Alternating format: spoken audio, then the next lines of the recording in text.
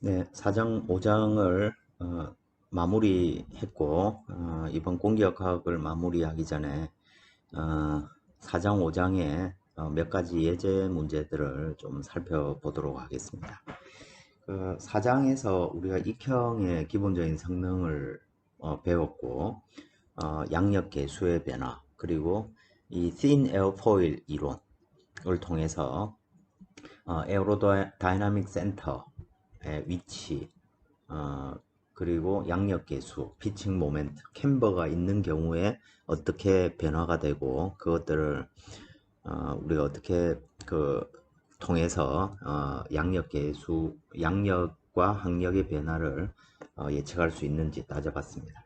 근데 우리가 지금 배우고 있는 4장의 내용은 비점성 비압축성 유동입니다.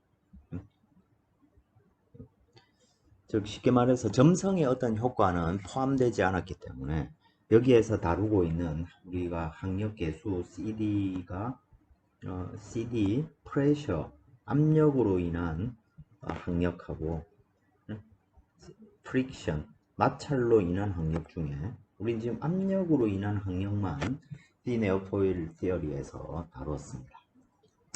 근데 이 학력은 양력에는 왜냐하면 사인 알파에 해당되기 때문에 학력이 양력에는 큰 기여를 하지 못하지만 학력 자체로 보면 이 마찰 학력이 상당히 큰 부분을 차지하게 됩니다. 근데 이걸 직접적으로 구할 수 있는 유일한 방법은 CFD를 이용하는 방법밖에 없습니다. 그런데 우리가 꼭 CFD로 구하지 않더라도 이런 마찰에 관한 점성 유동에 관한 이론, 또 좀 더 자세히 말하면 경계층 이론, 바운더리 레이어 이론으로부터 이 마찰 항력 계수를 우리가 얻을 수 있습니다.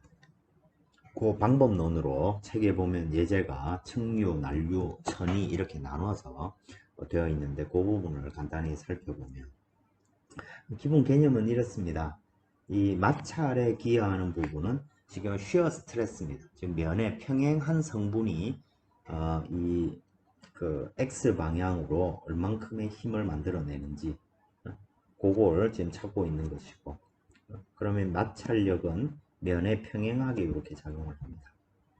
근데 이 두께가 그렇게 크지 않다고 생각을 하면 이 성분, 즉 이 팩터 성분 중에서 요만큼이 드래그에 기여하는 성분이 되니까 이 각도가 그렇게 크지 않죠. 코사인 저 세타에 해당됩니다. 그러니까 꼭 우리가 굳이 이걸 이렇게 익형 전체로 생각하지 말고 이 익형의 이 표면의 길이를 요 평판으로 두께가 없는 놈으로 이렇게 환원을 시켜 놓고 여기에 똑같은 쉬어 스트레스가 작용한다 고 생각하고 문제를 풀더라도 차가 상당히 작고 실용적으로 우리가 마찰 항력의 크기가 어느 정도인지 찾을 수가 있습니다.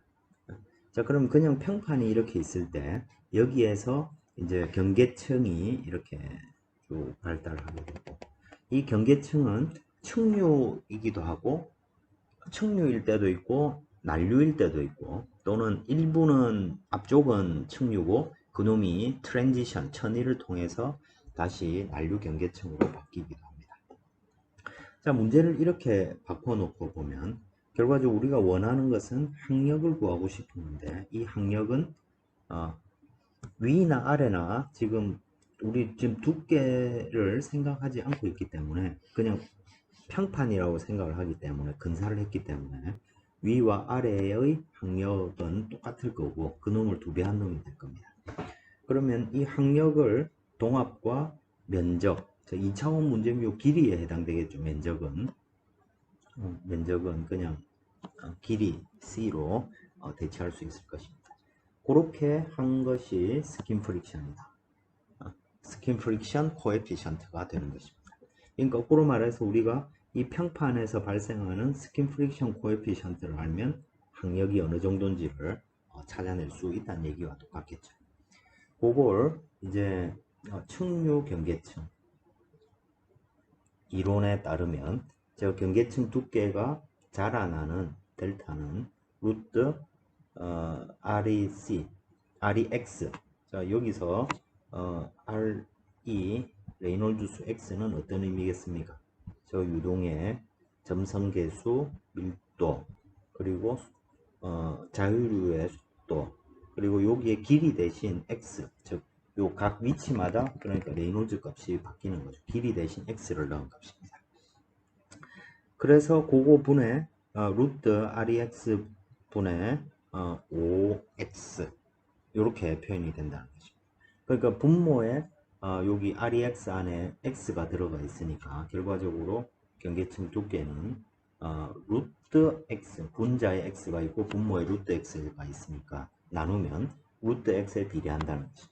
즉 이 두께는 루트 X의 어떤 함수 모양을 가지게 된다는 것입니다.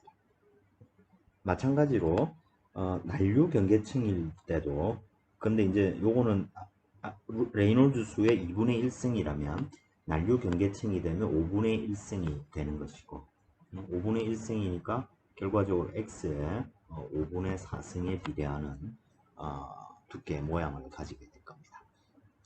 또 이론으로부터 우리 그 이론은 공부를 하지 않았지만 스킨 프릭션을 계산해 보면 이때는 C가 들어가 있습니다. 뭔 말이냐면 이 전체 길이에 대해서 각 지점의 스킨 프릭션이 다 다르겠죠. 그 놈을 다 적분한 결과물이 CF입니다. 그러니까 이게 마찰 악력 계수가 되겠죠. 이건 1.328 나누기 루트 코드 길이 X 대신 C가 들어가 있는 레이놀드 수로 구해진다는 것이고 터뷸런트인 경우에는 이와 같이 0.074를 REC의 5분의 1승으로 나눈 놈으로 계산이 된다는 것입니다. 자, 우리가 이런 사실을 그냥 이용하는 것입니다. 그래서 예제 문제를 보면 낙하 2412 에어포일을 생각해 보자. 사실 이건 아무 의미가 없는 것입니다. 왜냐하면 평판으로 대체해 버릴 거니까요. 그리고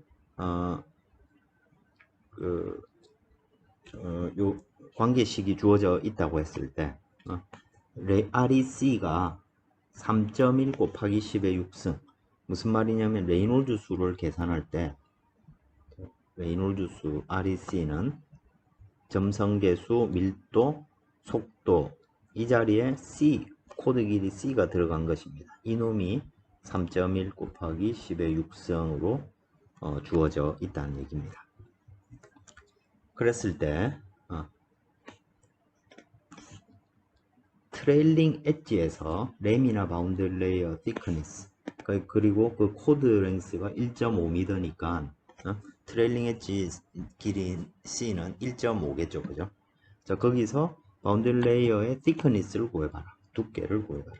그러면 델타는 자, 앞에 공식에서 루트 REX 분의 5.0X였습니다. X 대신 C가 들어가면 된다는 거죠. 그럼 이놈이 REX가 REC가 됐는데 이 값이 주어져 있었습니다. 그죠? 그러니까 요 REC가 3.1 곱하기 10의 6승이 5 곱하기 자 그리고 코드 길이가 1.5라고 했으니까 여기 1.5가 들어가면 두께가 0.00426m라는 얘기입니다.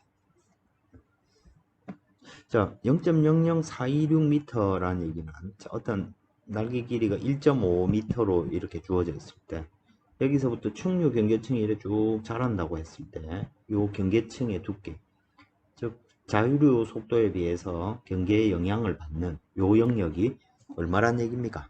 0.4mm라는 얘기죠. 0.4가 아니고 4mm라는 얘기죠. 1cm도 되지 않는 두께 내에서. 근데 만약 자유류가 예를 들어 30m/s다 라고 하면 4mm 위에의 위쪽의 속도는 30m/s고 4mm 아래에 있는 곳은 0m/s라는 얘기입니다. 왜냐하면 표면에는 유체가 점착해야 되니까요. 그러니까 4mm를 통해서 속도의 변화가 30m/s만큼 속도의 변화가 발생한다는 얘기입니다. 사실 기울기가 상당히 큰 거죠, 그죠?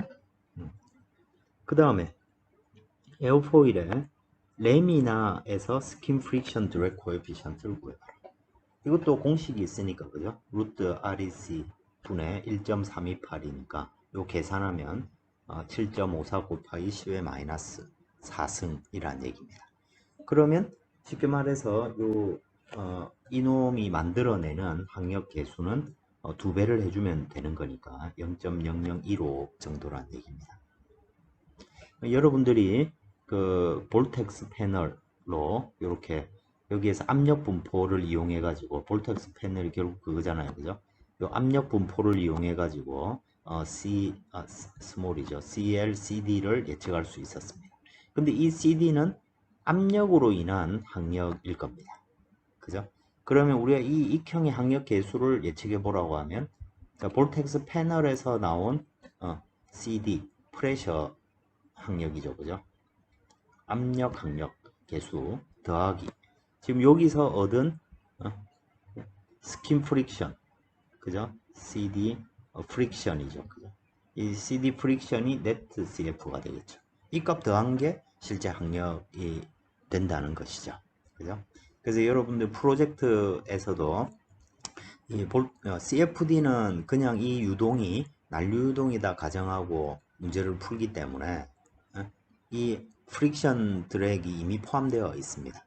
그런데 여러분들 볼텍스 패널로 예측한 건 오직 이거밖에 없으니까 당연히 볼텍스 패널의 압력이 이 항력이 더 낮게 나올 것이고 거기에다가 이 이론적으로 얻어진 값을 더하면 된다는 얘기가 되겠죠. 근데 이 값은 측류 유동일 때의 값입니다. 그럼 난류 유동일 때는 어떻게 될까요? 이 밑에가 이제 예제에도 있는데 문제 똑같은데 이거 측류와 난류를 바꾼 겁니다. 그러면 마찬가지로 경계층 두께는 5분의 1승 공식에 따라서 대입을 해보면 약 0.0279 거기 2.8cm까지 되는 거죠. 그러니까 굉장히 두꺼운 거죠, 그죠? 측류 유동에 비해서는 상당히 두꺼운 경계층이 발달한다는 것을 이렇게 알 수가 있습니다. 스킨 프릭션을 계산해 보면 여기도 5분의 1승 공식에 따라 계산해 보면 0.00372가 나오고 이놈을 2배 해주면 0.00744 정도가 됩니다. 자, 요거는 이제 카운트로 따지면 15 카운트가 되고 항력 계수를 나타냅니다. 이건 얼마입니까? 75 카운트 정도 되죠, 그죠? 5배 정도 항력 계수가 더 크게 됩니다, 그죠? 그래서 여러분들이 프로젝트에서 이렇게 구한 항력 계수값하고 CFD로 구한 항력 계수값 두 개를 합쳐보면 대략 유사할 것이다 라고 지금 우리가 가정해 볼 수 있는 것이죠. 근데 실제적인 상황을 보면 이제 문제가 어려워지는 이유는 이 에어포일 위에 측류 영역이 상당 부분 존재한다는 것입니다. 경우에 따라서는 한 절반 정도가 측류가 되기도 하고 레이놀즈 수가 근데 통상적인 경우에는 이놈이 10% 이내에 천이점이 존재하게 됩니다. 그래서 트랜지션이 일어난다 라는 것은 이 앞쪽은 레미나고 이 뒤쪽은 터뷸런트 유동이 된다는 것입니다.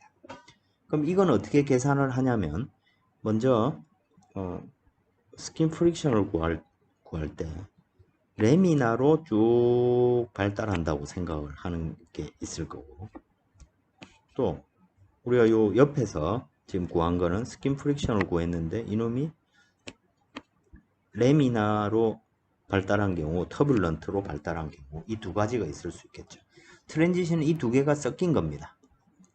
그러니까 어떻게 해야 되냐면 여기서 터뷸런트로 구한 값에서 요만큼을 잘라내는 거죠. 전체 항력 계수로 구한 값에서 요 지점, 트랜지션이 일어나는 지점 1번 지점이라 생각하면 여기까지 터뷸런트로 계산한 스킨 프릭션 값을 빼주는 것이죠.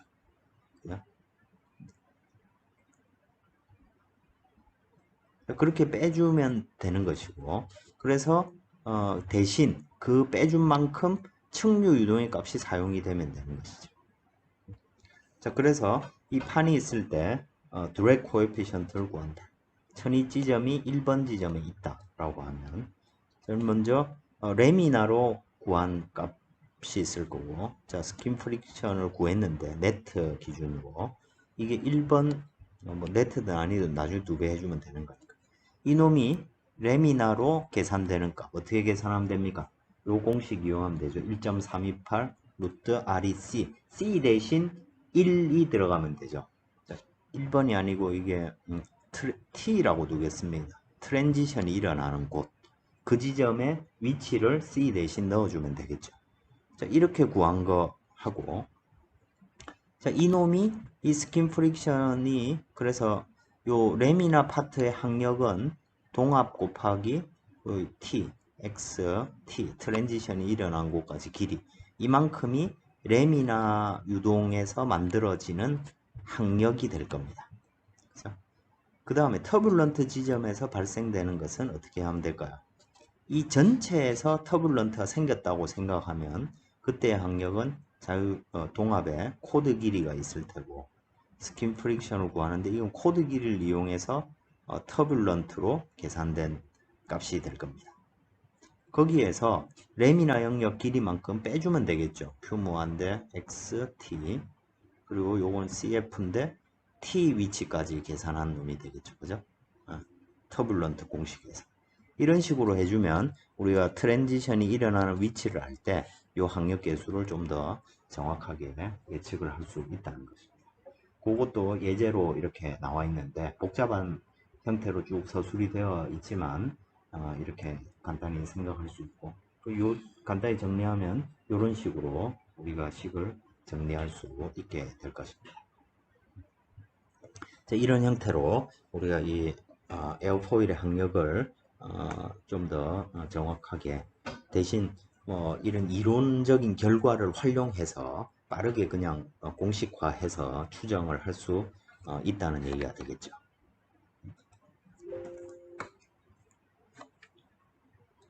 자, 다음 문제는 5장의 문제입니다. 5장의 예제 중에 그 앞쪽에 서론 부분에 여러분들 보시면 여기 항공기 모양이 하나 있는데 이놈이 비치크래프트 바론 58이라는 항공기입니다. 이게 해양 순찰용 뭐 이런 용도인 것 같습니다. 자, 그런데 뭐 이게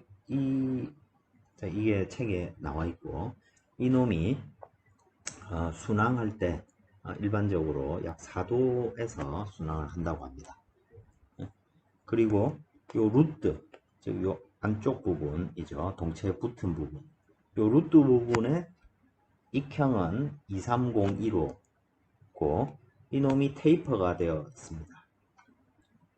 테이퍼가 어느 정도 됐을까요? 0.7, 0. 그 정도 되겠네요, 그죠? 근데 요 뒤쪽은 플랩 요런 거니까 하여튼 뭐 그림이 이렇다는 얘기고요. 그리고 테이퍼가 되면서 동시에 23012 에어포일이 T 대선은 적용이 되었다고 합니다. 그러니까 루트 부분에서는 두께가 15%였는데 테이퍼 되면서 즉 그 코드 길이가 줄어들면서 동시에 지금 두께도 좀 줄어든 이런 형상을 가지고 있습니다. 자, 이랬을 때 낙하 23012 거의 대부분의 것들은 23012라고 보시면 되겠습니다. 그럼 23012에 대해서 실제 실험 결과가 여기에 이렇게 주어져 있습니다. 이쪽은 그 섹션 리프트 양력 계수고 요 밑에 요 선은 대략적으로 쿼터 코드에서의 피칭 모멘트, 에어로다이나믹 센터에서의 피칭 모멘트 값을 의미하고 있습니다. 양력 계수가 이렇게 주어져 있고 그리고 요 오른쪽에는 섹션의 섹션 드랙 코에피션트 즉 익형의 항력 계수라는 얘기입니다. 그죠? 자, 그게 여기에 주어져 있고 여기 보다시피 레이놀즈 수가 2.6 곱하기 10의 5승 26만 그리고 네모 아니 하얀색 네모는 60만, 그리고 까만색 네모는 90만, 그리고 동그라미 까만색은 60만 이렇게 주어져 있네요. 그죠? 그리고 여기에 에어로다이나믹 센터의 포지션 뭐 이런 것들이 이렇게 주어져 있고, 스탠다드 러프니스. 자, 이 익형의 항력은 또 이 물체 표면의 거칠기, 표면이 얼마나 거친가에 따라서 큰 차이가 나타나는데 사실 그래서 대부분 항공기 표면은 최대한 매끄럽게 이렇게 만들어 줍니다. 근데 이 비행을 하다 보면 표면에 뭐 이런 여러 가지가 달라붙고, 그죠? 벌레들도 달라붙고 뭐 이렇게 되면 항력 계수가 커지게 됩니다. 특히 이런 게 중요한 이벤트는 그 풍력 발전기 블레이드도 보면 여러분들 그 대관령 이런데 풍력 발전기 도는 거, 이런 것도 단면을 잘라 보면 캠버가 상당히 큰 익형 모양을 갖고 있습니다. 근데 그 놈들은 그 상대적으로 낮은 고도에서 이렇게 천천히 돌고 있기 때문에 실제로 그걸 뭐 몇 년 운용하다 보면 표면에 벌레, 먼지 이런 것들이 잔뜩 묻어 있습니다. 그러면 항력이 그만큼 이렇게 커지게 되니까 돌리는데 손실이 그만큼 많이 발생하겠죠. 그렇다 보니까 정기적으로 그걸 잘 청소해 주는 게 중요합니다.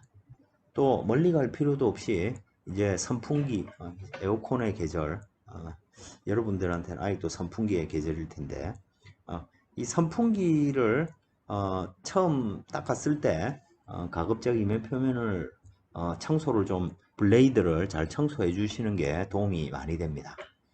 뭐 전기료 조금 아끼는 것도 문제지만 그 표면이 거칠면 소음도 상당히 심해집니다. 그래서 먼지나 이런 걸 잘 닦아주는 게 필요하고, 그게 이론적으로 보면 이 러프니스와 연관이 되어 있습니다. 근데 그렇다는 얘기고, 여기에 보다시피 이 레이놀즈 수에 따라서 레이놀즈 수에 따라서 그 이 성능의 차이가 상당히 많이 이렇게 일어남을 볼 수가 있습니다. 그죠? 그래서 학력 계수에는 항상 이 레이놀즈 수가 중요한 요인이 되고, 반면에 양력 계수를 이렇게 놓고 보면,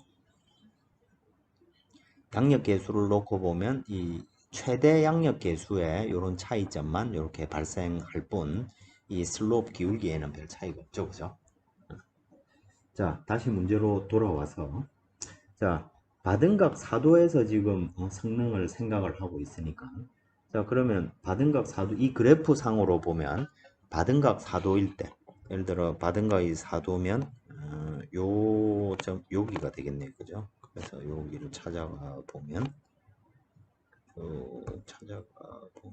대략 한 요 정도 값이 되겠네요. 그죠? 그러면 그 값이 대략 환산을 해보면 약 0. 4, 5, 6, 7, 8이니까 0.55 정도, 0.54라고 합니다. 정확하게 자를 대서 찾아보면. 그리고 학력 계수는 0.0068 정도. 자, 받은 각 4도. 그런데 여기에는 지금 알파로 주어져 있는 게 아니고 섹션 리프트 드랙 폴라를 지금 그려놨습니다. 그죠? 그럼 대략적으로 양력 계수가 0.54 정도 되는 0.54 정도 되는 위치에서 54 정도 되는 위치에서 학력 계수를 보면 대충 요 레인지에 이렇게 있는 것이죠. 그죠? 그러면 그놈이 한 0.007 정도, 0.0068이라고 합니다. 자, 이 정도 값을 가진단 말이죠. 자, 이거는 섹션의 특성입니다. 그러면 그럼 실제로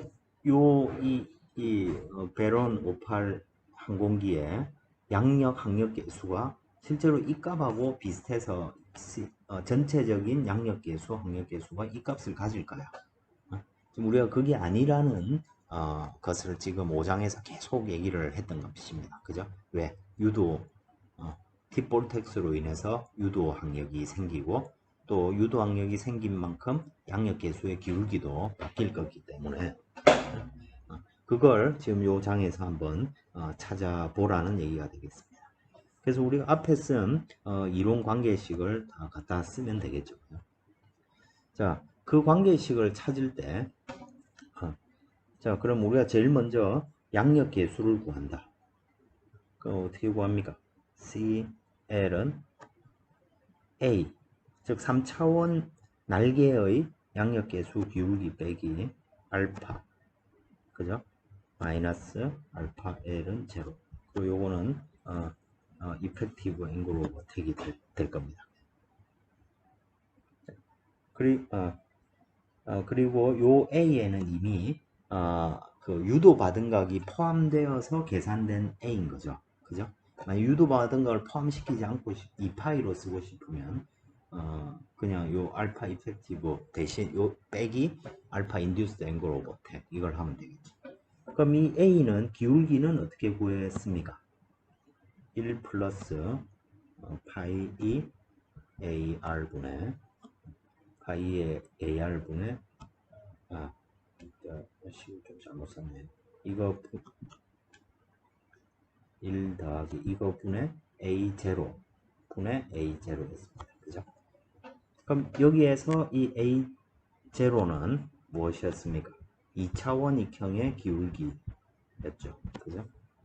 자, 그럼 2차원 익형의 기울기는 대략적으로 보자면 2파인데 우리가 이미 실험 데이터를 저렇게 잘 정리된 실험 데이터를 갖고 있으니까 거기서부터 측정을 해도 되겠죠. 그죠? 측정을 할 수 있고 어쨌든 2파이 근처의 값일 겁니다. 또 E는 어떻게 구합니까? E는 자, 이 값은 지금 우리가 앞에서 엘립틱 윙의 경우에는 스팬 효율 계수가 1이라는 걸 알고 있습니다. 근데 테이퍼가 있다든지 뭐 에스펙트 레이쇼가 어떻게 달라진다든지 이럴 경우에 관한 관계식들이 앞에 쭉 있었죠.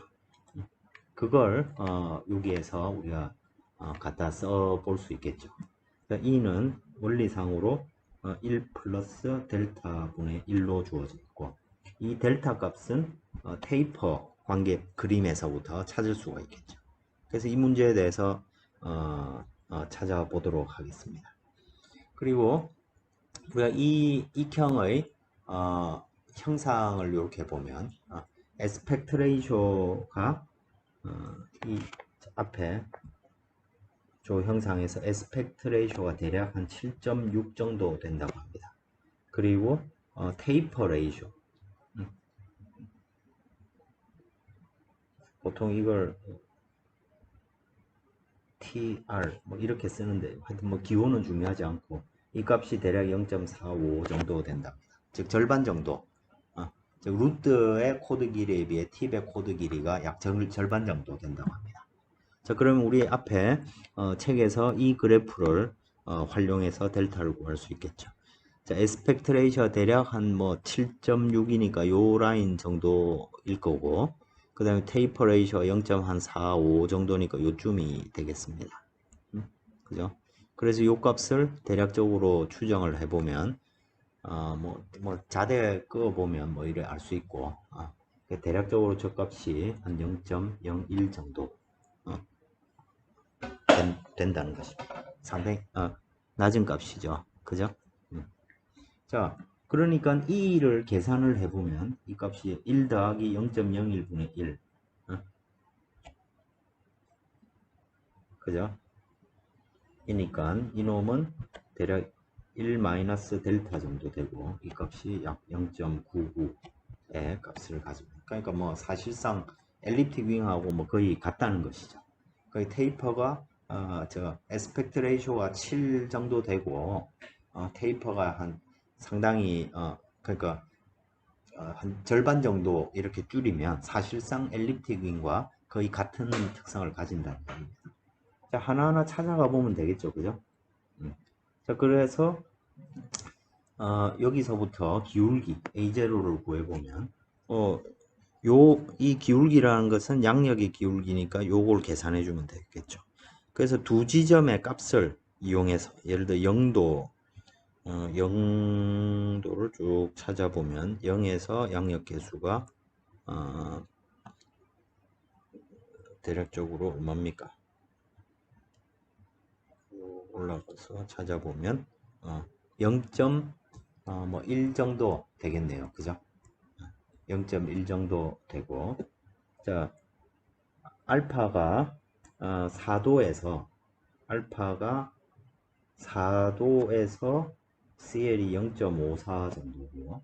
알파가 0도에서 CL이 0.1 정도니까 기울기 A0는 4분의 0.34 정도 되나요?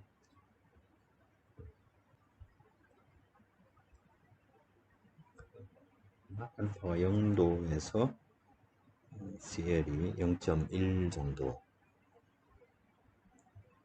되죠.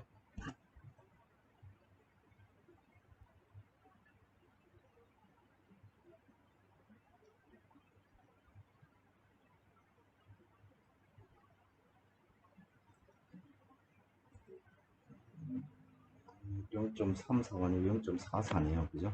그래서 이걸 해보면 0.11 정도 돼. 이거는 per degree입니다. 그죠? 그래서 이걸 라디안으로 바꾸면 어느 정도 됩니까? 0.11 곱하기 파이분의 180 정도 해주면 대략적으로 우리가 이 값이 한 6. 계산기로 해보면 되겠죠. 그죠?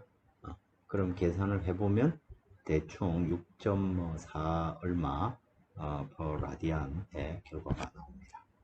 자, 이 값을 저 실험 데이터를 이용해서 얻었는데 실제 2파이 하면 6.28 정도니까 실질적으로 보면 거의 뭐 에러가 뭐 1, 2% 정도밖에 안 되죠. 그죠? 3% 정도? 하여튼 굉장히 낮은 에러 오차를 가지는 값을 우리가 얻을 수가 있습니다. 어쨌든 실험 결과를 이용해서 어떤 2파이를 쓰든 근본적으로 뭐 거의 비슷한 값이 나온다는 것이고, 이로부터 이 기울기를 우리가 계산을 할 수 있는 것이죠. 그래서 계산을 해보면 기울기 A는 대략적으로 5.08 per 라디안 의 값이 나온다고 합니다. 책에 다 정리되어 있죠. 그죠? 자, 이로부터 결과적으로 이 CL은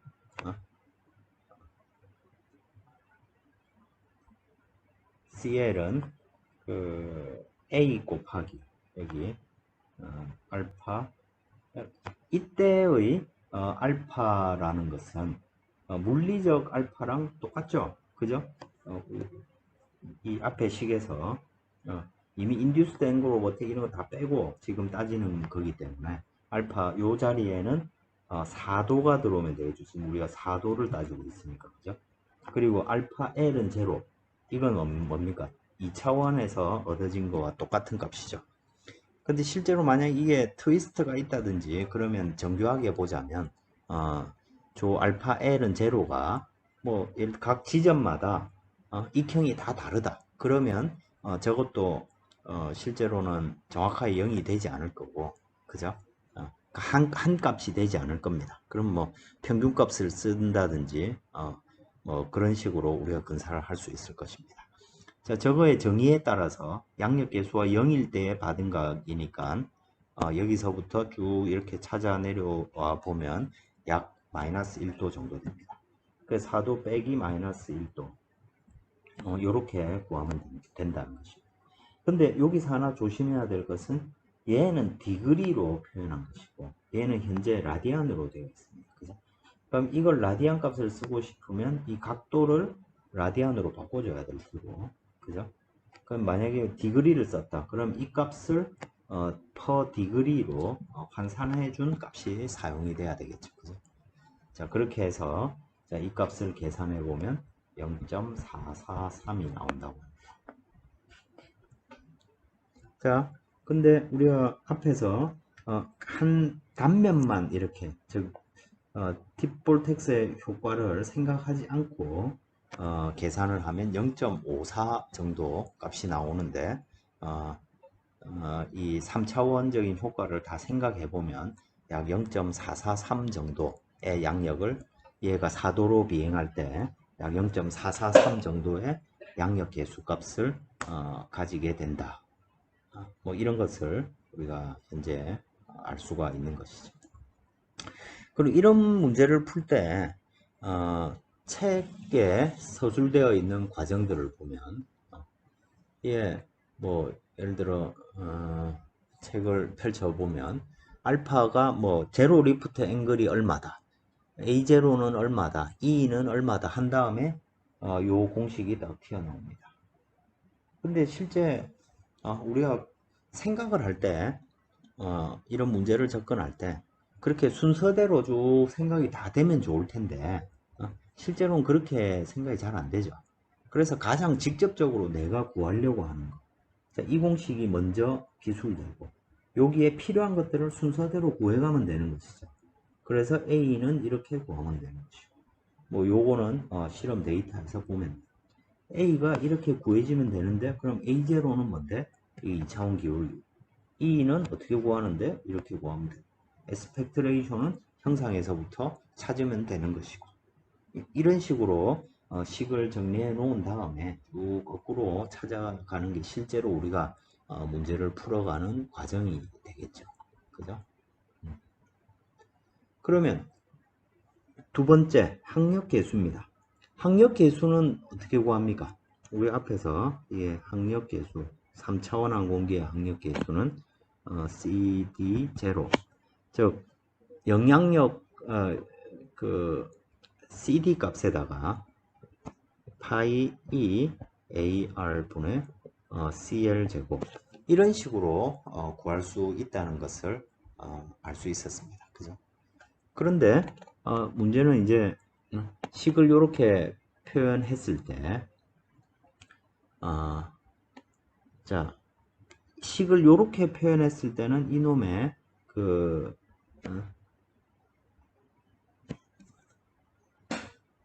오스왈드 코에피션트로 표현된 식이었고, 그죠?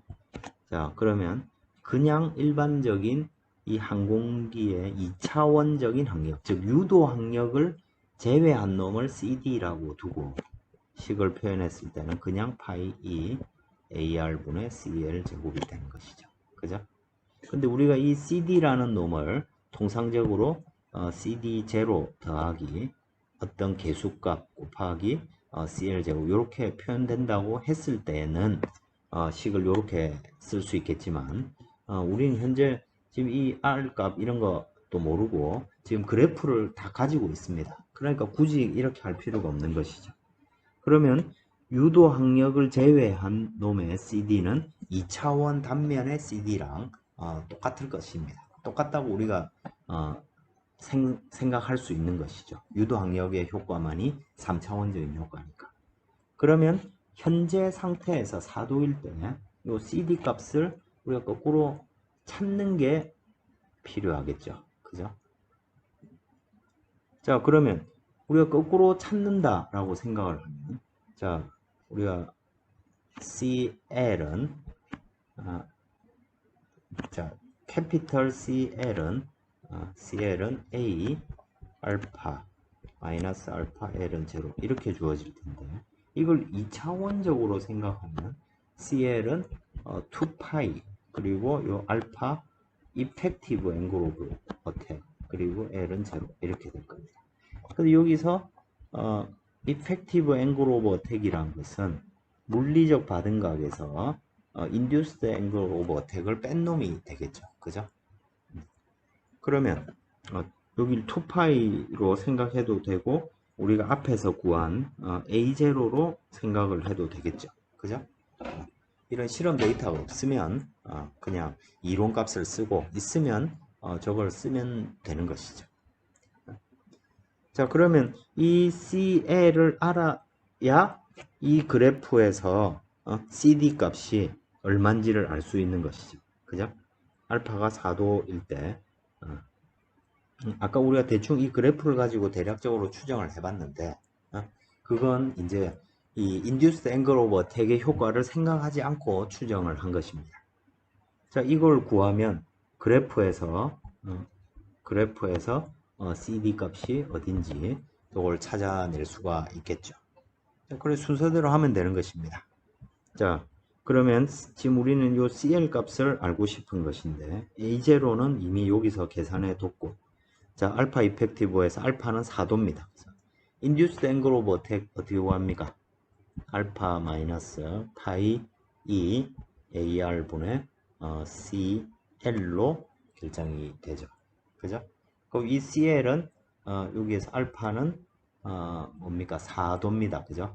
4도고 이거 빼기 파이 알고 E는 그냥 1 해도 되겠죠. 그죠? 에스펙트 레이쇼 여기에 7. 아까 얼마 했습니까? 6입니다. 그죠? 분의 CL 0.443 대충 하면 여기에 한 1도 정도 나올 것 같습니다. 그러면 대략 이놈이 뭐 3도다 라고 생각할 수 있겠죠. 그죠? 그리고 이 문제에서 제로 리프트 앵글 오버 어택은 마이너스 1도니까 결과적으로 지금 이 문제의 2차원 단면의 CL 값은 여기서 A0 값 요거 얼마 6.4였나 하여튼 이런 거 계산기로 잘 해보시고 6.4 곱하기 3도 빼기 마이너스 1도 이렇게 되겠죠. 그죠? 그래서 이거 이놈이 라디안이고 그죠? 디그리로 표현하면 0.11이니까 대략적으로 이거 계산하면 0.45 정도 나온다고 합니다. 그럼 CL이 이제 남은 건 CL이 0.45일 때 CD 값을 구하는 것이죠. 그럼 우리 아까는 0.54에서 CD가 얼마인지를 찾았는데 실제 이 3차원적인 문제에서 찾으면 0.4 얼마의 CL이 0.45 0.45에 해당되는 값을 여기 찾으면 그 값보다 조금 낮겠죠. 그죠? 그래서 그때 조 위에서 사용되는 CL은 대략 0.0065 정도 나온다고 합니다. 자, 그러니까 그때 다시 앞에 관계식으로 돌아가서 여기서 저 유도 학력을 제외한 학력 개수가 0.0065니까 저 3차원 날개의 학력 개수는 0.0065 더하기 파이 알고 E는 대략 1이고 그죠? 2 그 다음에 7.6분의 CL 제곱 0.443의 제곱 이렇게 구하면 대략 이 값이 0.015 정도 값을 가진다는 것을 알 수가 있습니다. 자, 그래서 우리가 앞에서 그 대략적으로 이 익형이 받은 각이 4도일 때 CL이 0.454인데 3차원 상태에서 보면 CL이 0. 좀 낮고 0.443이고 2차원적인 데이터를 가지고 보면 약 68 카운트인데 3차원적인 상황에서는 약 150 카운트 정도 됩니다. 2배 이상 차이가 나는 거죠. 3차원 상황에서 훨씬 학력이 큰 값을 가진다는 것을 알 수가 있습니다. 자, 이렇게 굉장히 이 유도 학력의 효과가 상당히 크기 때문에 우리가 이 5장에서 이 유도 학력을 이용해서 기울기도 양력도 구하고 학력도 구하고 이런 걸 했다는 얘기입니다. 그리고 그 과정에서 이 에스펙트 레이쇼나 또는 형상계수 E 값 이런 것들이 중요한 영향을 미치기 때문에 우리가 설계할 때 이런 것들을 잘 고려해서 설계해야 된다는 결론을 얻을 수 있겠습니다. 자, 이상으로 지금까지 우리가 이번 학기 모든 강의는 마치도록 하겠습니다. 전체적으로 우리가 이 공기역학에서 다루는 핵심적인 사항은 익형과 날개입니다. 우리가 이 익형과 날개가 어떻게 힘을 만들어내는지, 자, 우리가 원하는 것은 이놈이 양력을 만들어내는 건데 양력이 커지면 커질수록 항력도 덩달아 커지고, 또 이 양력은 그 발생시킬 수 있는 그 힘의 한도가 정해져 있다는 것. 그리고 받은가에 따라서 이 피칭 모멘트가 변할 수 있고, 그건 이제 설계 과정에서 이 회전을 하면 안 되니까요, 그죠? 그것들이 어떤 조종면을 통해서 제어가 되어야 된다. 이런 것들을 알 수 있었습니다.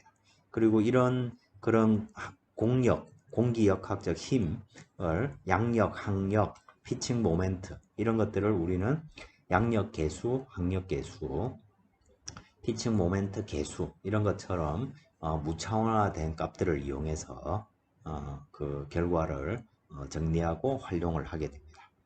실질적으로는 그게 매우 중요한 무차원 값들을 우리가 쓰는 이유는, 특히 저속에서는 속도 값이 다르더라도 힘은 각기 다르겠죠. 그렇지만 무차원화된 계수 값들은 거의 변화가 없는 같은 값들을 가지기 때문입니다. 그래서 CL, CD, CM 이런 것들을 이용하고, 그것이 2차원 데이터 그리고 3차원 데이터로 이렇게 특히 2차원 데이터는 익형 데이터 이런 것들은 실험 데이터 또는 계산 데이터가 잘 정리되어 있습니다. 그걸 이용해서 우리가 원하는 날개를 설계했을 때 그 특성을 5장에 배운 내용을 이용해 가지고 우리가 반영할 수 있겠죠. 그런데 앞으로 뭐 항공기 설계라든지 꼭 항공기가 아니더라도 이와 같이 어떤 유체 흐름을 이용해서 힘을 발생시키는 장치에는 모두 거의 동일한 이런 원리가 적용이 됩니다. 앞으로 이 공기역학의 내용을 잘 정리해서 다양한 곳에 잘 활용하시길 바라겠습니다. 이 한 학기 동안 어떻게 보면 너무너무 복잡하기도 하고 개념적으로 잘 와닿지 않은 내용이기도 합니다. 원천적으로 어려운 거지, 여러분들이 남들은 다 쉬운데 내만 어렵다 이런 건 아니니까 끝까지 포기하지 말고 자꾸 접하다 보면 쉬워진다는 생각으로 좀 마지막까지 잘 공부하고 많이 활용해 주시길 바라겠습니다.